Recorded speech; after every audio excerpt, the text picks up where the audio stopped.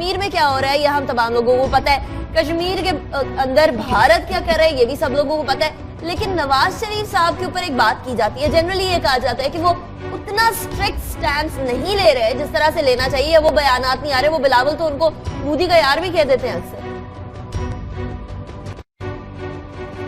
دیکھیے بڑی افسوس سے کہنا پڑتا ہے کہ جو مودی کا تقریر تھا بلوچستان پہ 15 اگست پہ، اس کا جواب انہوں نے نہیں دیا۔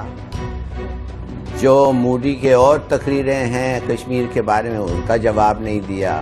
ایک رنگنگ کانڈیمنیشن مودی کا کہ یہ بیسکلی ایک اسٹیٹ سپانسرڈ ٹیرر کا آتھر ہے، یہ ایک مرڈرر ہے، قاتل ہے جو مسلمانوں کو قتل، یہ اس قسم کے سٹیٹمنٹس جو دوسرے لوگ دیتے ہیں اور جو صحیح ہے، یہ ہمارے پرائم منسٹر کو زیب نہیں دیتا۔ تو میں نے بڑا سوچا، میں نے کہا بھئی یہ ہے کیا، یہ وجہ کیا ہے؟ پاکستانی کو تو نیچرلی یہ آنا چاہیے، یہ ایک نیچرل فینومینا ہے جدھر تک انڈین اور انڈین لیڈرز کے بارے میں۔ تو پھر میں نے سوچا، میں نے کہا کیا یہ کانفلکٹ آف انٹرسٹ ہے؟ مانے کہ کتنا ہے ان کا انویسٹمنٹ ٹاٹا انڈیا میں، کتنا ہے ان کا انویسٹمنٹ اور انڈسٹریز انڈیا میں؟ کیا یہ ہونا چاہیے ایک پرائم منسٹر یا اس کے بچوں یا ان کے کمپنیز کا انویسٹمنٹ انڈیا میں؟ ایک طرف سے اس سے وہ بینیفٹ کر رہے ہیں، دوسرے طرف سے پرائم منسٹر ہے پاکستان سے۔ مانے میں آپ سے یہ پوچھنا چاہتا ہوں، سپوزنگ جنگ ہو گیا ہندوستان کے ساتھ اور یہ صاحب پرائم منسٹر ہیں اور ہمیں ضرورت پڑا ٹاٹا فیکٹریز کو بوم کرنے، کیا وہ بوم کریں گے نوئنگ کہ ان کے انویسٹمنٹس ادھر ہیں؟ یہ کانفلکٹ آف انٹرسٹ نہیں ہے؟ تو میں تو سمجھتا ہوں کہ all this thing must stop۔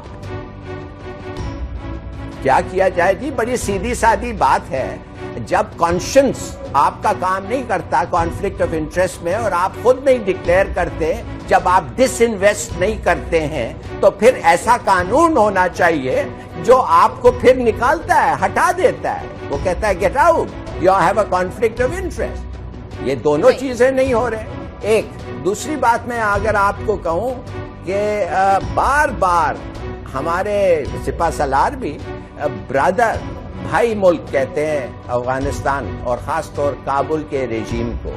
مجھے نہیں پتا یہ کس قسم کے بھائی ہیں، یہ ستیلے بھائی ہوں گے، اس لیے کہ اس وقت آج ہندوستان کے ساتھ مل کے وہ ٹیرر فائنانس کر رہے ہیں، وہ سیبوٹاج کر رہے ہیں، انفلٹریٹ کر رہے ہیں، ہر قسم کی چیز کر رہے ہیں پاکستان کے خلاف۔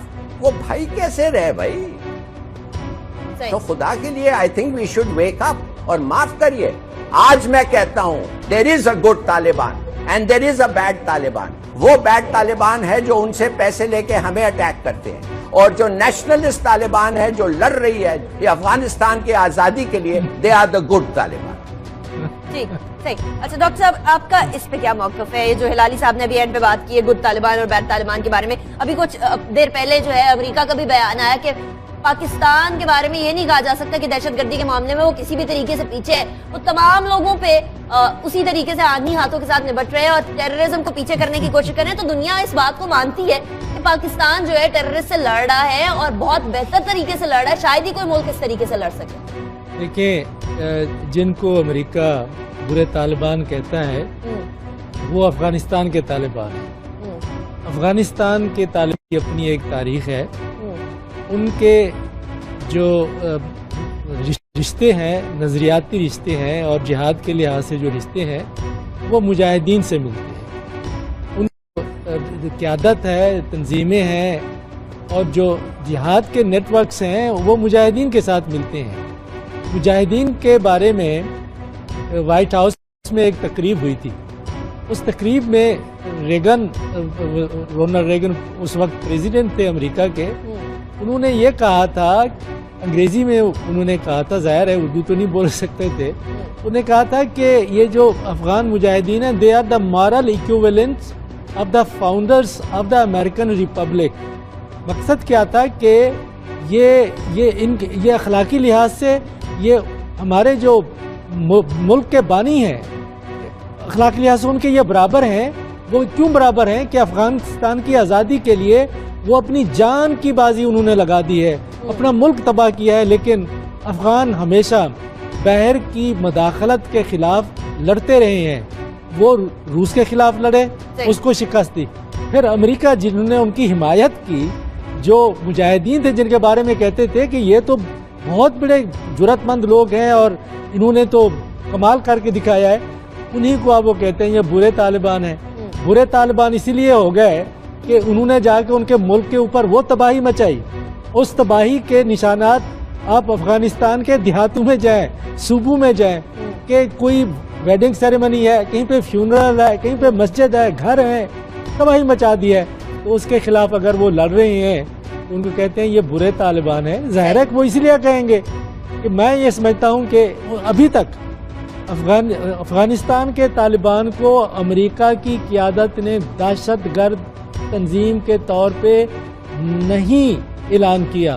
ان کو وہ نہیں کہتے وہ دہشت گرد ہیں. میرا اپنا خیال یہ ہے کہ ان کو وہ جو طالبان افغانستان کے اندر ہے, ہلالی صاحب کی میں تائید کرتا ہوں کہ وہ اپنے ملک کی آزادی کے لیے لڑ رہے ہیں, اور اس وقت وہاں پہ ملک کے اندر ایک ایسا حکمران طبقہ جو وار لارڈز ہیں, جن کے ہاتھ افغانستان کے خون سے رنگے ہوئے ہیں, لیکن امریکہ نے ان کو ایک ایسا لبادہ پہنا دیا ہے کہ یہ افغانستان کے بانی ہیں, افغانستان کے رہنما ہیں. ڈاکٹر صاحب وہ والی بات ہوئی نا, مفاد بدل گئی, لیکن اس کے ساتھ ہی ساتھ انہی طالبان سے بات کرنے پہ تیار بھی ہے امریکہ. وہ قطر کے اندر بھی بات کرنے کی کوشش کرتے ہیں, پاکستان سے بھی بارہا کہتے ہیں, لیکن پھر وہی بات آتی ہے کہ یہ تمام چیزیں پاکستان کیٹر تو کر رہا ہے, دہشت گردی کو کیٹر بھی کر رہا ہے, لیکن اس کے باوجود بھی بھارت کا جو رویہ ہے وہ ایسا ہے کہ جیسے ان کو پسند نہیں آ رہا کہ خطے کے اندر امن کس طریقے سے ہو رہا ہے, پاکستان دہشت گردی سے کیسے لڑ رہا ہے, وہ بیج جو دہشت گردی کا بھارت نے پاکستان میں بویا وہ ختم کیسے ہوتا جا رہا ہے, وہ تراور درخت کیوں نہیں بن پایا, وہ بڑا کیوں نہیں ہو پایا.